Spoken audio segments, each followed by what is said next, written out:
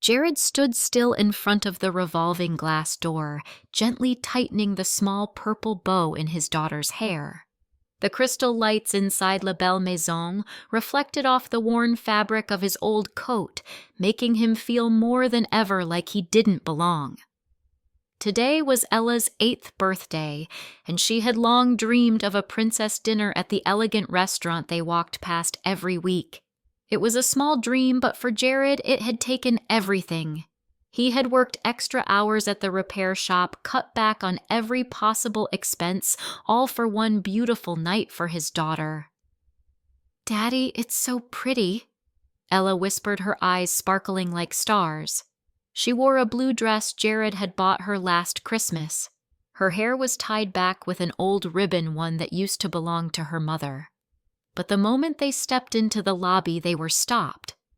A stone-faced host asked coldly, "Do you have a reservation, sir?" "No." "But it's her birthday today." "We just hoped for a small table," Jared replied, voice low.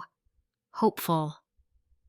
"We're booked out for months," the man interrupted flatly, "and this isn't the kind of place for people like you." His eyes scanned Jared's worn outfit and stopped on Ella's simple dress. In that moment, the joy in the little girl's eyes vanished. Ella gripped her father's hand tightly and whispered up at him, "But you promised I'd get a princess dinner." Her voice wasn't loud, but every word pierced Jared like a needle. He couldn't speak, couldn't find words for a promise breaking before her eyes. "We have a strict dress code," the host continued, not bothering to lower his voice. "Our guests expect a certain standard. Perhaps the burger place down the street would be more appropriate for your situation." A few nearby patrons turned to look. Some chuckled softly. A couple at a table whispered and smirked at Jared as if he were a walking embarrassment. His face burned not with rage but with helplessness. He had faced darker days since his wife passed, but Ella's disappointed gaze crushed him in ways grief never had. He had tried so hard, but it still wasn't enough. Jared gently squeezed her tiny hand and said quietly, "Let's go, sweetheart. I know another place, one that's even more special." Ella said nothing. She only nodded. A single tear slid down her cheek. It fell into Jared's heart, a place no apology from the world could ever reach. Just as Jared turned to leave with Ella, a voice called from behind, warm yet commanding young man, "Please wait a moment." They stopped. Jared turned cautiously, unsure of what would come next. But the woman approaching wasn't someone he would have ever expected to notice them. She wore a simple black dress, elegant and understated. Her silver hair was neatly cut, and a single pearl necklace graced her neck, graceful, unpretentious. But it wasn't her attire that silenced the room. It was her presence. The host straightened up instantly. "Mrs. Remington." "Good evening. Is there—" She didn't look at him. Her eyes stayed fixed on Jared and Ella. "These two will be dining with me tonight." The entire restaurant froze. "But ma'am, they don't have a reservation and our policy." He stammered. "What policy?" She cut him off, her voice low but resonant. "A policy on kindness, on not making a child cry on her birthday." No one laughed now. The earlier glances turned uneasy. Mrs. Remington, widow of the restaurant's founder, known citywide as a beacon of compassion, had just taken a side. Jared choked up. "We don't want to trouble you, ma'am. We just—" "You're not troubling anyone," she said firmly, her smile gentle. "I hate eating alone." Then she turned to Ella, leaned down and said with a twinkle in her eye, "And what about you, princess? Would you like to dine with an old queen?" Ella blinked. Then slowly she nodded. The room remained hushed as the reluctant host led the trio to the grandest table in the restaurant, usually reserved for VIPs. Tonight it welcomed a father in a worn coat and a little girl with a faded purple bow. Ella sat down still, holding Jared's hand. But now her eyes gleamed again, not from the chandeliers, but from something more magical returning to her spirit. "Did you know," Mrs. Remington said as she sat tilting her head toward Ella, 8 is a very special age.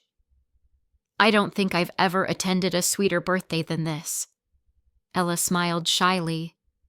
Then, "Will you be my friend? I'd be honored," the older woman replied, gently raising her glass of lemonade in a toast. Soon the first course arrived. Each dish was like a tiny masterpiece, delicate, colorful. The head chef himself came out with a special dessert, a chocolate castle nearly 1/2 meter tall with towers and sugar gates. Ella gasped, eyes wide. "Daddy, it's a real castle." Jared nodded, speechless. He didn't dare speak, afraid the tears would fall. In that fleeting moment, he no longer felt like a failed father or a struggling mechanic. He felt like the luckiest man alive because someone had seen the value of a simple act of kindness. That dinner passed like a dream Jared never wanted to wake from. He had thought he could only give Ella a small cake in their cramped apartment. But now his daughter was laughing in the glow of candlelight with a chocolate castle before her and a stranger offering them something far beyond a meal. When the final course had been cleared, Mrs. Remington took out an envelope. It wasn't decorative or ornate, just plain white paper. But inside it was something Jared had never dared to hope for. "Jared," she said, placing the envelope into his hand. "My husband and I once created a scholarship fund for individuals who showed strength and exceptional character. It's been dormant since he passed." She smiled warmly. "But I believe it's time someone worthy brought it back to life." Jared opened the envelope. Inside was a certificate, a full scholarship enough for him to finally complete his engineering degree, the one he'd been chipping away at through night classes after long hours in the garage. I can't accept this," Jared whispered. "You can. And you will," Mrs. Remington said, her tone leaving no room for refusal. "Consider it an investment in Ella's future. A child with a father like you deserves every open door." Jared clutched the paper, his hands trembling. He couldn't speak. But deep within, for the first time in years, a door had opened, and this time no one could close it again. 1 month after that magical birthday, Jared stood in Mrs. Remington's spacious kitchen, changing out an old ceiling light, a favor he'd first offered as a simple thank you. But over time, it became a tradition. Every weekend he brought Ella over. He fixed little things around the house, helped prep meals with her. Then the 3 of them would sit, eat, and laugh like a real family. Ella now stood at the kitchen counter, carefully separating egg yolks under Mrs. Remington's gentle guidance. "Perfect Ella," she praised, nodding. "You have the hands of a born baker." Ella beamed. "I want to make this at Dad's graduation party, even if it's still far away." From atop the ladder, Jared chuckled. "My little girl always thinks ahead." He was still taking his evening classes, but now with Mrs. Remington's encouragement, school no longer felt like a burden, it felt like hope. "Oh, Jared," she said as she chopped vegetables, voice light as if discussing the weather. "Did you hear Thomas the waiter from that night was let go?" Jared paused. "Really?" "Yes. I think the restaurant needed someone to remind them that good service isn't just about linen tablecloths and wine lists. It's about how we treat ordinary people." Jared didn't respond. He simply smiled. Because deep down he knew. He and Ella had found something not everyone is lucky enough to have, a home not built on blood, but on heart. One early summer afternoon, sunlight poured through the large window of Mrs. Remington's dining room, casting a golden glow over the table like the yolk of a perfect egg. Outside, lavender swayed in the breeze. Inside, a little girl's laughter rang out the sweetest sound that House had heard in many years. Ella sat at the center of the table wearing a paper crown folded lovingly by Mrs. Remington herself. In front of her was a chocolate cake she had baked, imperfect, slightly tilted, but decorated with all her heart. "Do you like it?" Grandma Ella asked, eyes sparkling. "I love it," she answered, holding the child's hand.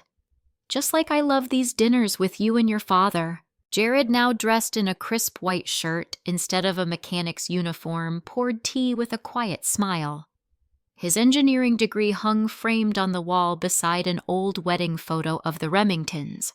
That wall now held more a picture of Jared's graduation, one of Ella baking, and one of all three of them standing in front of La Belle Maison. None of them were bound by blood. But in the soft glances, the small gestures, the warmth that lingered even after conversation fell silent, it was clear they were family. Mrs. Remington raised her tea, gently eyes shining with contentment. "I used to think this table would stay empty forever," she said softly. "Turns out, it was just waiting for the right people to arrive." And that night, like many nights to come, the table stayed lit, echoing with laughter, love, and the quiet joy of strangers who had become home to each other, not through miracles, but simply through warmth.